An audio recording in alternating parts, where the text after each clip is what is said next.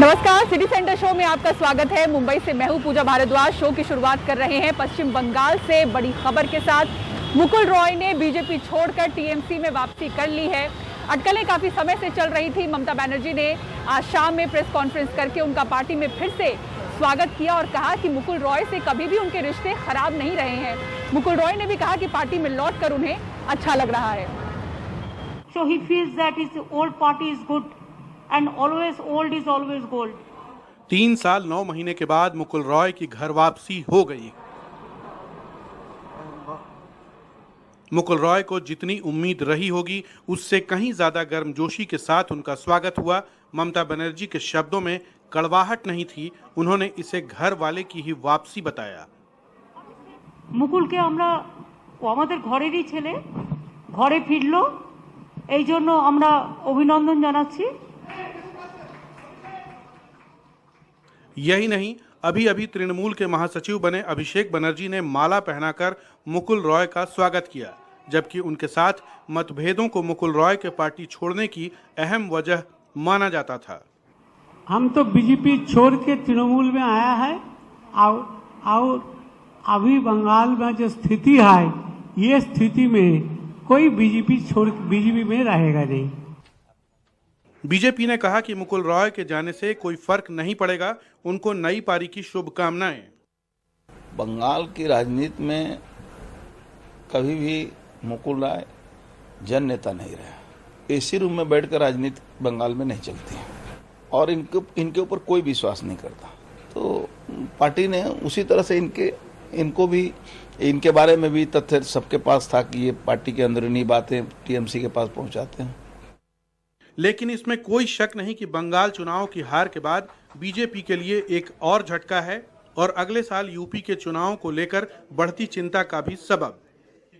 मुकुल रॉय अपने press conference के बाद घर आ चुके हैं, लेकिन मुकुल रॉय की घर वापसी बीजेपी के लिए समस्या पैदा कर सकते हैं।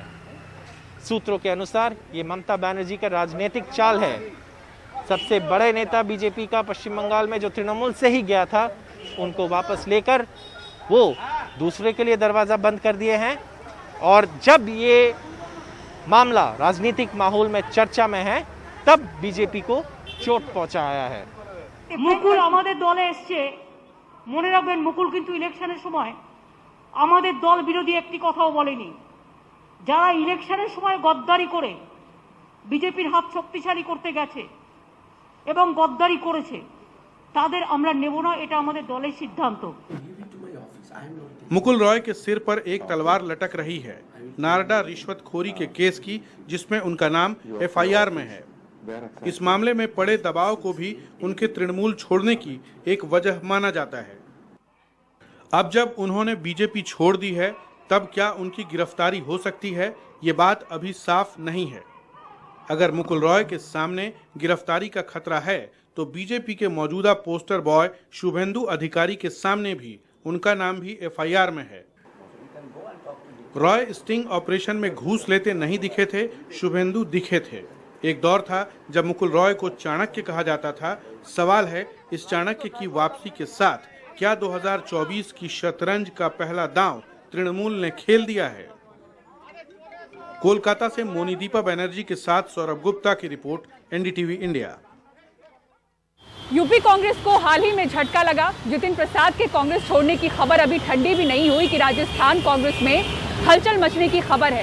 बताया जा रहा है कि सचिन पायलट खेमे ने अपनी मांगों को लेकर एक बार फिर से तूल देना शुरू कर दिया है और सचिन पायलट आज शाम दिल्ली पहुंचे हैं। शुक्रवार को सचिन पायलट ने दौसा पहुंच पिता राजेश पायलट की पुण्यतिथि पर फूलमाला चढ़ाई। फिर जयपुर पहुंच पार्टी के कार्यक्रम में शामिल हुए। पेट्रोल डीजल की कीमतों में लगी आग पर सवाल उठाया, लेकिन पत्रकारों ने राजस्थान कांग्रेस के अंदर की आग पर सवाल पूछ लिया। रीटा बहुगुणा जोशी के फोन कॉल की बात पर सचिन ने लंबा शॉट खेल दिया।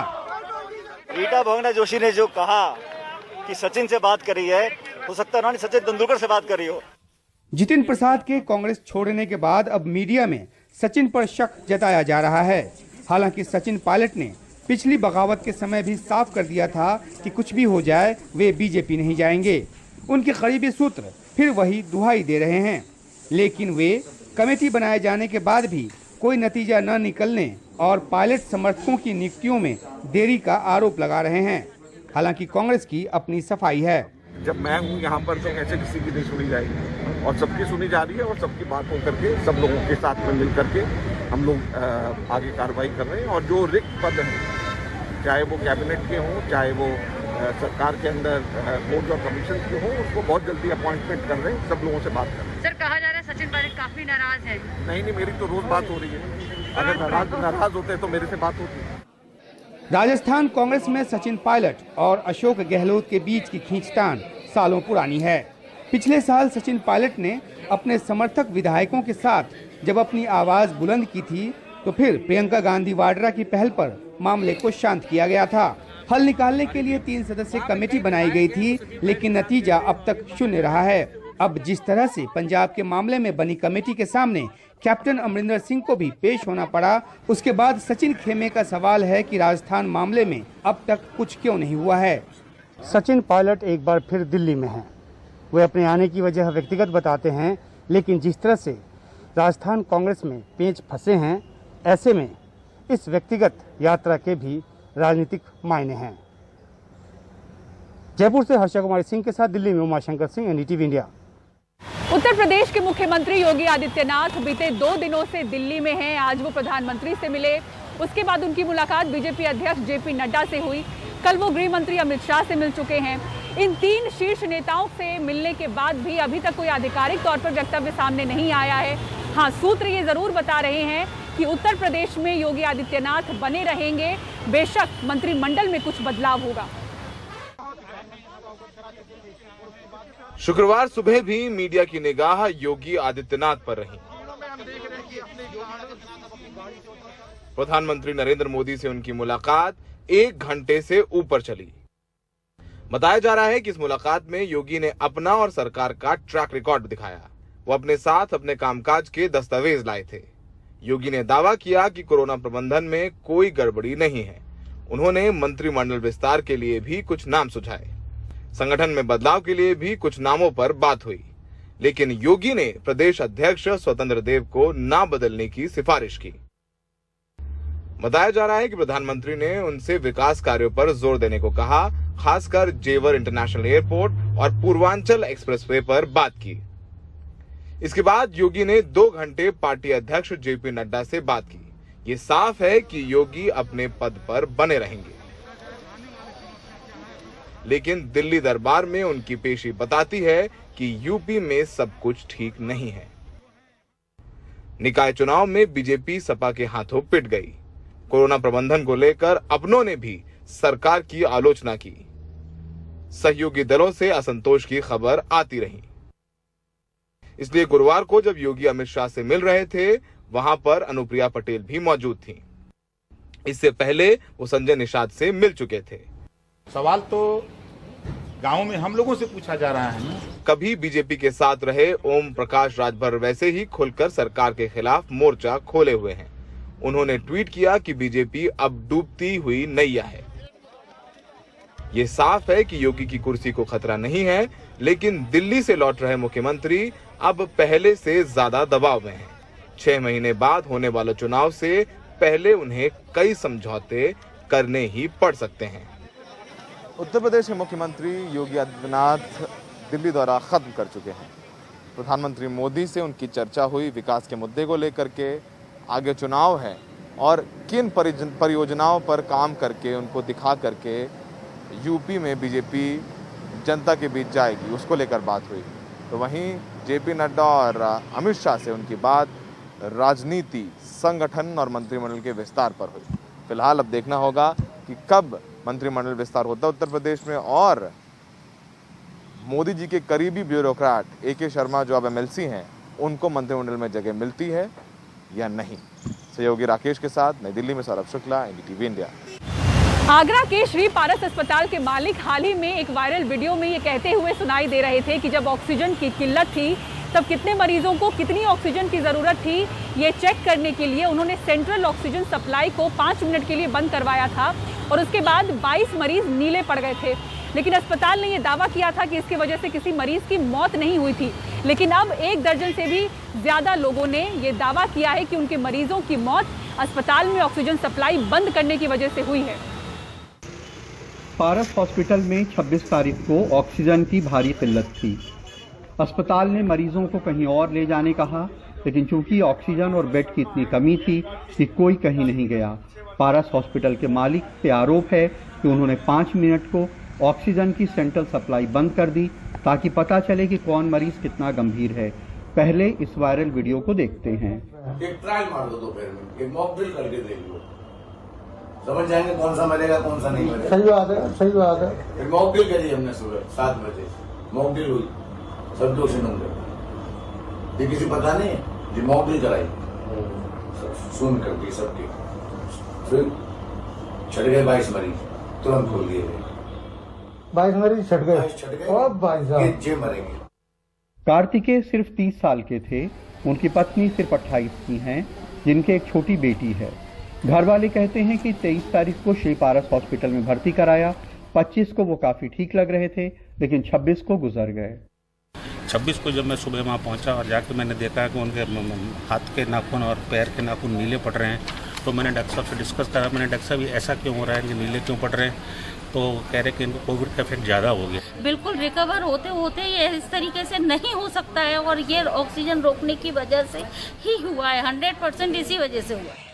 आगरा के मधुनगर में रामवती त्यागी के घर अभी शोक का माहौल है। कोरोना की शिकार होकर वो 15 अप्रैल को श्री पारस अस्पताल में भर्ती की गई। उनके पति नत्थीलाल कहते हैं कि अस्पताल ने जितनी ऑक्सीजन मांगी उन्होंने दी, लेकिन इसकी जांच हो कि वो ऑक्सीजन अस्पताल ने उनकी पत्नी को लगाई या नहीं, वो कैसे मरी।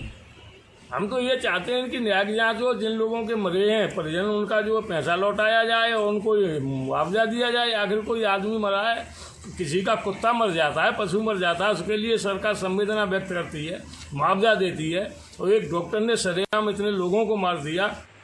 आगरा के मालवीय कुंज की मीना ग्रोवर एक स्कूल में प्रिंसिपल थी। पंचायत चुनाव की ट्रेनिंग से घर आई तो तबीयत बिगड़ने लगी। 21 अप्रैल को श्री पारस अस्पताल में भर्ती हुई, 26 को गुजर गई। घर वाले कहते हैं कि उसके पहले ठीक हो रही थी, हो सकता है कि ऑक्सीजन सप्लाई रोकने से उनकी मौत हुई हो। क्योंकि वो 2 तरह के 3 तरह के बयान दे रहे हैं, अपने टीवी में हमने देखा लगातार अलग अलग तरह के बयान दे रहे हैं, तो इसका मतलब ये है कि उन्होंने वास्तव में करी है और अब वो उन बातों को छुपाने का प्रयास कर रहे हैं। आगरा के जिला प्रशासन का भी यही कहना था कि 26 अप्रैल को आगरा के श्री पारस अस्पताल में सिर्फ 4 मौतें हुई हैं, लेकिन अगर इतने बड़े पैमाने पे लोग सामने आए हैं तो इस सच्चाई की जांच बहुत ज़्यादा ज़रूरी है। आगरा में नसीम अहमद और कैमरामैन राजेश गुप्ता के साथ कमाल खान, NDTV इंडिया।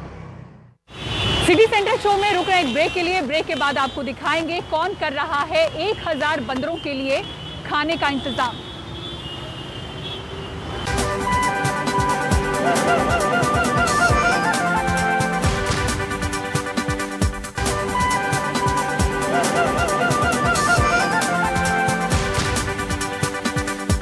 मुंबई शहर में संक्रमण के मामले नीचे जाते जा रहे हैं। मौतें भी सिंगल डिजिट पर पहुंची थी, लेकिन एक बार फिर से डबल डिजिट पर मौतें रिपोर्ट हो रही हैं। मौतों की जो ये संख्या बढ़ी है उस पर एक्सपर्ट्स 2 कारण बता रहे हैं। पहला, लॉन्ग कोविड यानी कि लंबे समय तक इस बीमारी से जूझना, जिनमें अब मौतें देखी जा रही हैं, और दूसरा साइटोकाइन स्टॉर्म यानी कि रिकवरी के बाद एक ऐसी तकलीफ जिसमें मरीज एक बार फिर से ICU या वेंटिलेटर पर पहुंच जाता है।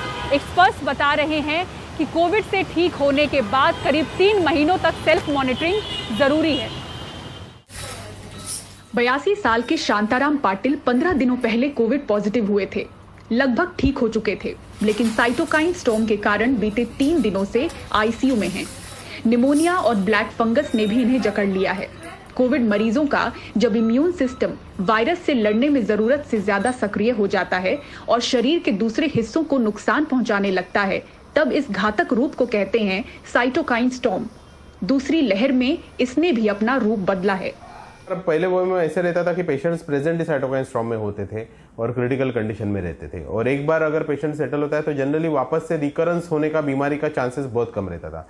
लेकिन अभी ये बहुत कॉमनली देखा गया है कि कोई पेशेंट जो है वो कम्प्लीटली सेटल हो रहा है उसके इन्फेक्शन के फेज से, और बाद में लेट फेज में जो है वो साइटोकाइन स्टॉर्म डेवलप हो रहा है, पेशेंट को वार्ड में शिफ्ट किया है या पेशेंट घर पे गया है और बाद में ब्रेथलेस होके पेशेंट हमारे पास आ रहा है। तो पेशेंट साइटोकाइन स्टॉर्म में थे और साथ ही साथ पेशेंट को एक साइड में फेशियल स्वेलिंग थी उनको राइट साइड में, तो उसके लिए उनका इलाज चालू था। और जब भी हमने पेशेंट का सीटी स्कैन किया, चेस्ट सीटी स्कैन किया, ब्रेन का एमआरआई किया, तभी ये पता चला कि पेशेंट को न्यूमोनाइटिस के साइंस है। पेशेंट के IL-6 लेवल्स जो है वो बढ़े हुए हैं। इंटरल्यूकिन 6 ये एक साइटोकाइन रहता है और ये जो लेवल है वो बढ़ी हुई है। वोकहार्ट हॉस्पिटल का कहना है कि इस बार कोविड से ठीक होकर आईसीयू से नॉर्मल वार्ड में जाने वाले करीब 5% मरीज कुछ दिनों बाद फिर से आईसीयू में लाए गए। इनमें से करीब 2% मरीजों में मौत नजर आती है। बहुत सारे पेशेंट रिकवर होकर आईसीयू से कोविड वार्ड में भी शिफ्ट हो जाते हैं। उसमें से हमने देखा है कि 3 to 5% पेशेंट्स में कभी कभी फिर से ये सिम्टम्स बढ़ जाते हैं और वो उनको वापस आईसीयू में भर्ती करना पड़ता है या फिर कुछ केसेस में जो 1 to 2% केसेस में डेथ भी हो जाती है। 40% तक पेशेंट्स ऐसे हैं जो लॉन्ग टर्म वेंटिलेटर पे है, यानी 1 महीने से ऊपर उनको वेंटिलेटर पे हुआ है। 8 जून को सिंगल डिजिट यानी कि 7 मौतों के बाद 9 जून को 27 और 10 जून को 22 मौतें मुंबई शहर ने देखी हैं। मुंबई के 70% वेंटिलेटर और 60% आईसीयू बेड अभी भी फुल हैं। शहर में 1100 क्रिटिकल कोविड मरीजों का इलाज चल रहा है। एक्सपर्ट्स बताते हैं कि अस्पताल से छुट्टी के बाद करीब 3 महीने की सेल्फ मॉनिटरिंग जरूरी है। इस बीच कोई भी लक्षण नजरअंदाज न करें। मुंबई से पूजा भारद्वाज, NDTV इंडिया। और अब आइए आपको दिखाते हैं बंदरों की जान बचाने के लिए, उनका पेट भरने के लिए किस तरह से फल विक्रेताओं ने चंदा इकट्ठा किया। लॉकडाउन की वजह से मदुरई का तिरुपरनकुंद्रम मंदिर बंद रहा। ऐसे में वहां के प्रसाद पर पलने वाले तकरीबन 1000 बंदरों के सामने पेट भरने का संकट आ गया। लेकिन वहां के कुछ फल विक्रेताओं ने ठाना कि ये बंदर भूखे न रहें। 10 फल विक्रेताओं ने इन बंदरों का पेट भरने के लिए चंदा जमा किया और उन पैसों से इनके लिए खाने का सामान लेकर आए। अब हर रोज ये फल विक्रेता इन बंदरों को खाना खिलाते हैं। बंदरों की तादाद 1000 से ऊपर है।